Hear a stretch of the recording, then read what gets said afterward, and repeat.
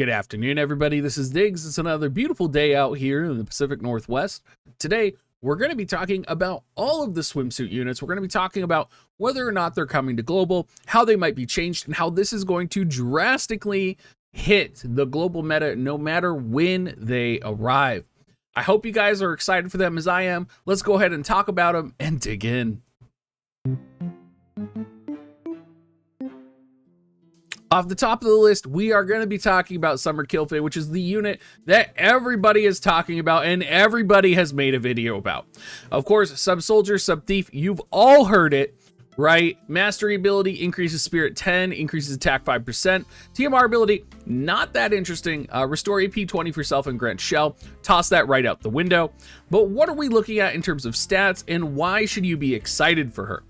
Personally, when I look at Swimsuit Kilphe, and I keep on calling her Summer Kilphe, but when I look at Swimsuit Kilphe, first of all, I am not aroused. But I do think that, you know, Swimsuit Kilphe does give an answer to something that we have needed in global. And that answer was mostly going to come when Charlotte came out, which is an answer or response to Black Rose Helena.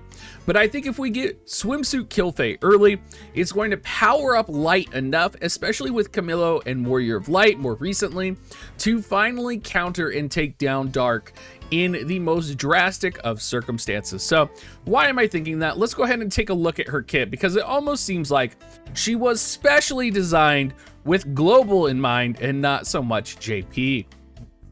She does get 15% magic resistance, 10% slash resistance, and 5% pierce resistance, with only being weak 5% to fist and missile. She has 50% sleep resistance, 10% disable resistance, 50% charm resistance. She has 4,000 HP, 494 attack, 16 spirit, 64 agility. She is going to be fast, she is going to be deadly, and she is going to be survivable.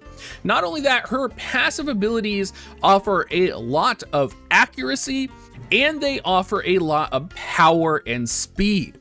You, of course, have access to Thief's Knowledge, which is move 1, agility 12%. You have access to Self-Sacrifice, which is attack 60% as well. And you have access to her other passive, Wild Instinct, which gives accuracy 25 and defense penetration 40 for those dark evasion compositions.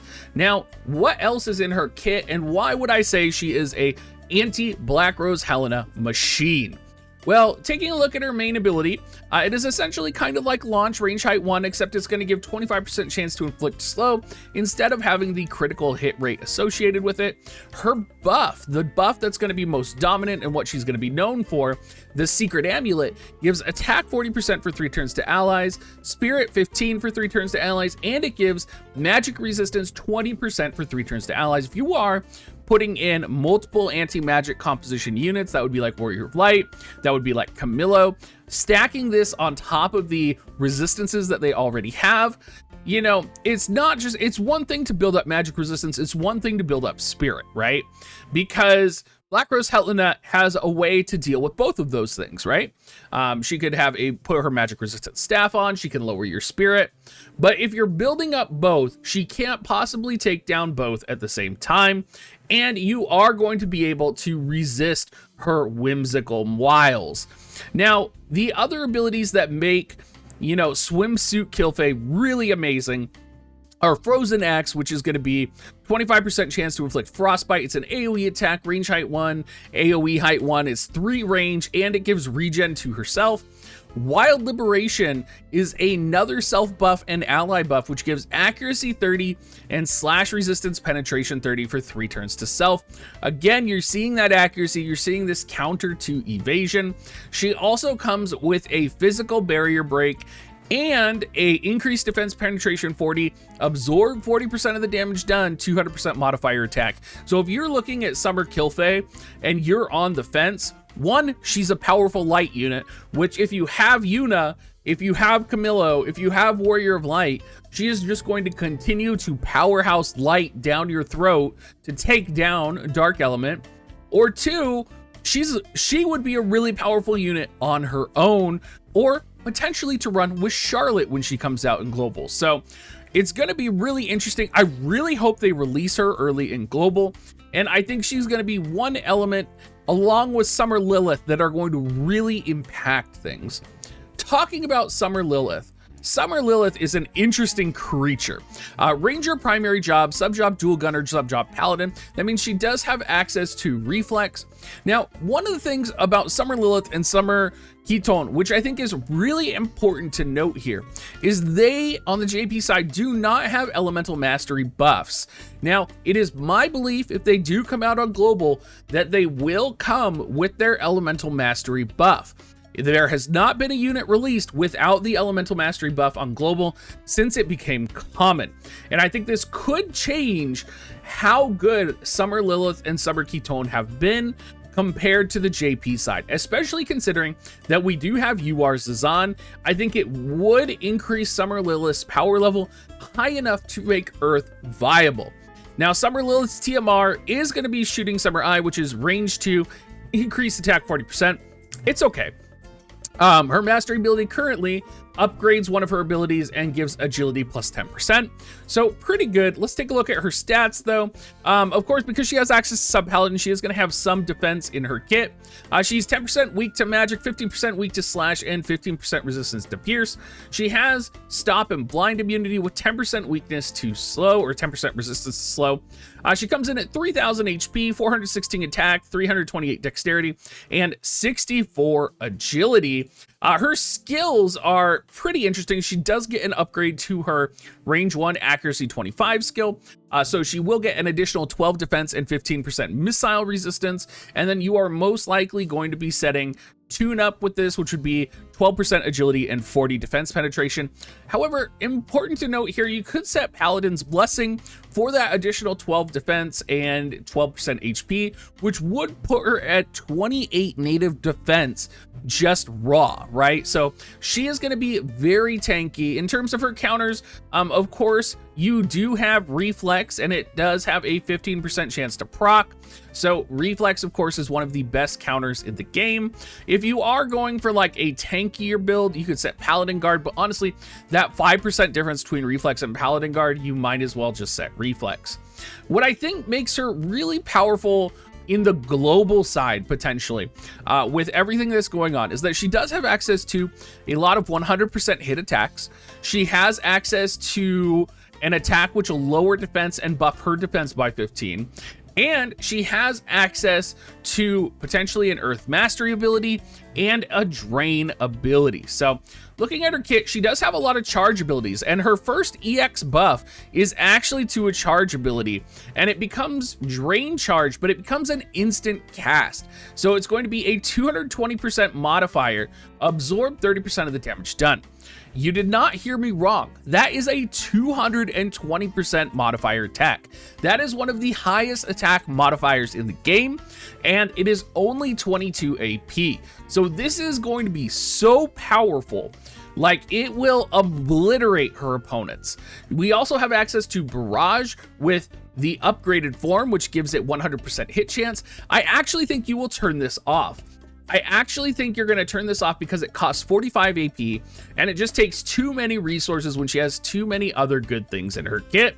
Her job level 25 ability, Armor Break Arrow, is going to increase defense 15 for 3 turns to self, lower the defense of the opponent by 30 for 1 turn, and it is AoE. It is a cross-shape attack, so it can hit multiple enemies and lower their defense by 30 for 1 turn, and it's 165% modifier, so lots of good stuff going on. If you do want the 100% hit, I would actually recommend subbing Ranger for Sharpshoot. Although she's going to have so much accuracy being a gunner herself, I don't think you will actually need Sharpshoot for her to land hits. I think her primary sub will be Paladin because it gives her access to Immortal Spirit and Sentinel, which will make her even tankier, right? Because she has that native 28 defense if you do set her defense passives, plus that 15 from the defense lowering arrow, which would put her at 42 defense. So she's going to be a chunky girl. Factor in that her limit break is going to have a 67% chance to inflict immobilize, which is pretty much undodgeable, and is going to decrease missile resistance. I think that Summer Lilith paired with GL Zazan that's coming out, paired with EX Kilphe, if she does get her enhanced mastery ability, which I expect she would, is going to absolutely crush global. And I think it's actually going to put Charlotte in a pretty bad place as well. So interesting to see how potentially, you know, in JP, Charlotte came out and it was like a good defense against Black Rose Helena, right? Rain 120 came out pretty good as well.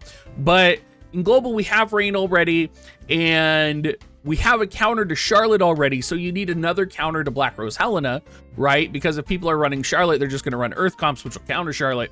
So I think actually releasing Summer Kilphe would be a viable option to change up everything, and it would also make Earth comps still viable as well. Let's talk about Ketone, which is the last unit on this list.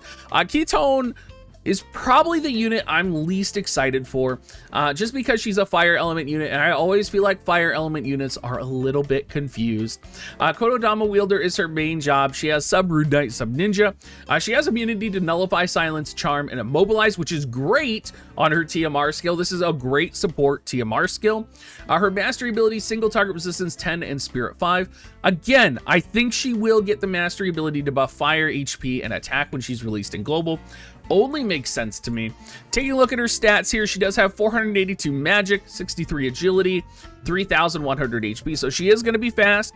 She has 10% resistance to magic, 15% to slash, weak 5% to fist, and missile. She has 50% resistance to stop and disable, and 10% to confusion. In her kit, she's pretty much what you would expect. I don't think, you know, you have an upgraded counter here, which will be a 30% chance proc, 30% damage reduction.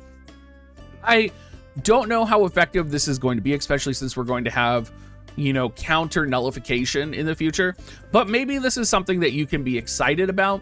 Her passives are going to be, of course, speed related, movement related. She's going to have some resistance. She's going to have some buffing. So almost all of her passives are going to be viable.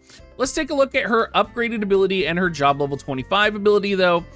So we did have our first Kododama wielder job released. We had more released recently, and so this would be our second. The Heart is Like a Needle, which gives magic 25 and spirit penetration 20, which is a very powerful mage buff. That's going to get a enhanced buff. So it's going to give slash resistance 25% for 3 turns to allies, which is going to be pretty good, right? It's going to be one of those things where slash resistance is always universally needed. It's going to be okay. Her job level 25 ability, Break His Sword and Wand, which just sounds...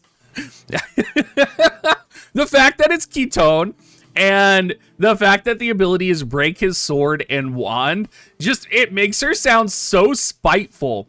It's going to decrease slash attack and decrease magic attack 40 for 3 turns to target. I can get behind this. I think this is a great ability. It's AoE, 165% modifier. But other than all of this, you know, I don't think Summer Ketone is going to add very much, and maybe I'm underestimating her as a unit as opposed to, say, Summer Kilphe or Summer Lilith, but I'm just not as excited for her. Although that ability name, I'm not gonna lie, I'm pretty stoked for that ability name. Anyway, thank you guys all for watching. If you do want to support me, make sure you use my affiliate link, dig.gs/coins. You can also go to dig.gs/offer right now. And also, if you even aren't buying Amazon coins, you can support me whenever you check out on Amazon. Just go to dig.gs/coins and then just go to your checkout from there, and it does support me. So thank you so much, everybody, and have a great rest of your day.